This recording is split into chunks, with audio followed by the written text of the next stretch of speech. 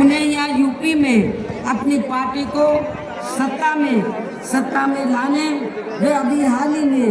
बिहार प्रदेश में होने वाले विधानसभा चुनाव में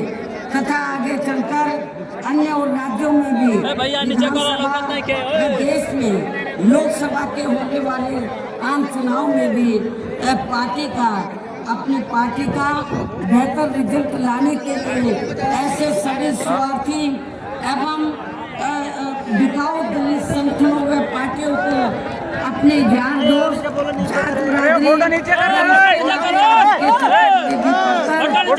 को अपना एक भी वोट देकर खराब नहीं,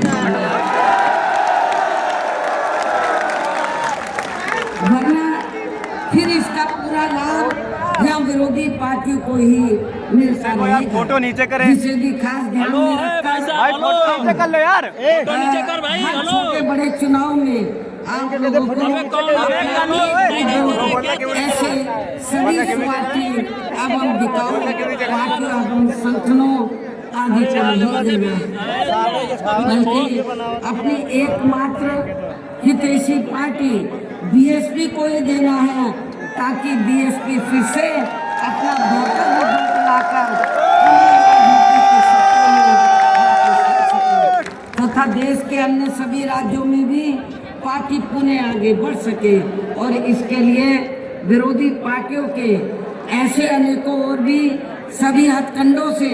अपनी पार्टी के लोगों को जरूर सावधान रहना है। इसके अलावा पार्टी के लोगों को सचेत करने के उद्देश्य से यहाँ मैं ये भी कहना चाहूँगी कि पिछले कुछ समय से दुनिया के अनेकों देश किसी न किसी मुद्दे को लेकर हुए बवाल व हिंसा आदि से काफी ग्रसित रहे हैं और ये सिलसिला अभी भी जारी है। लेकिन अपने भारत देश को भी जैसे इसका कुछ नजला लगना शुरू ही हुआ था, तो उसे फिर तुरंत ही केंद्र में संबंधित राज्य सरकारों ने सख्ती से निपटा है, जिससे केंद्र व सभी राज्य सरकारों को आगे भी काफी सतर्क रहना होगा। इतना ही नहीं बल्कि देश में आम जनहित के मुद्दों पर आवाज उठाने की बजाय जो पिछले कुछ समय से शरारती तत्व एक दूसरे के देवी देवता, खुदा व धर्म आदि को लेकर तथा इन पर आए दिन नए मुद्दों को निकालकर देश में बवाल व हिंसा आदि पैदा करने की कोशिश में लगे रहते हैं और फिर इनके आग में राजनीति करते हैं। ये भी देश हित में ठीक नहीं है, जबकि इन सब मामलों में सभी को भारतीय संविधान के मुताबिक चलना चाहिए, साथ ही सभी धर्मों का सम्मान भी करना चाहिए। फोटो नीचे करो भैया, फोटो नीचे करो। धार्मिक नियम, मान्यताएं, परंपराएं आदि में उचित नहीं है और ना ही आई लव आदि की कोई राजनीति नहीं करनी चाहिए।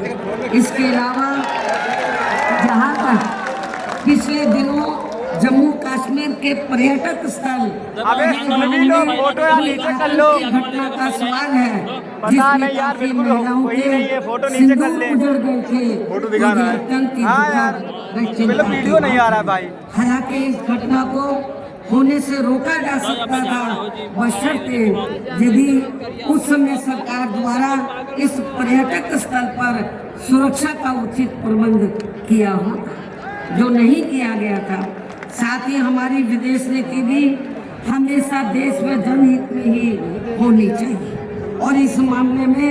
अभी हाल ही में अमेरिका द्वारा लगाए गए भारी टैरिफ से भी केंद्र सरकार को काफी सचेत रहने की जरूरत है और इसी परिप्रेक्ष्य में इन्होंने स्वदेशी उत्पाद को बढ़ावा देने पर जोर देकर जो देश को आत्मनिर्भर बनाने की बात कही है, तो ये हवाई ना होकर बल्कि जमीनी हकीकत में भी लोगों को होता हुआ नजर आना चाहिए, जिसका फिर हमारी पार्टी भी जरूर स्वागत करे। और अब इन सब बातों को मद्देनजर रखते हुए पूरे देश में अपनी पार्टी को हर स्तर पर मजबूत बनाना व इसे आगे बढ़ाना भी बहुत जरूरी है। और खासकर इस बार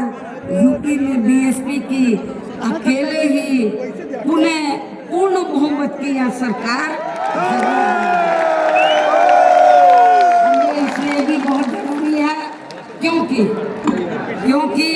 बीएसपी के सत्ता से हटने के बाद जब से यहाँ सपा व बीजेपी की सरकार बनी है तो तब से यहाँ पूर्व की रही कांग्रेसी सरकार की तरह ही इनकी भी सरकारों में सब समाज में से खासकर यहाँ गरीबों, दलितों एवं अन्य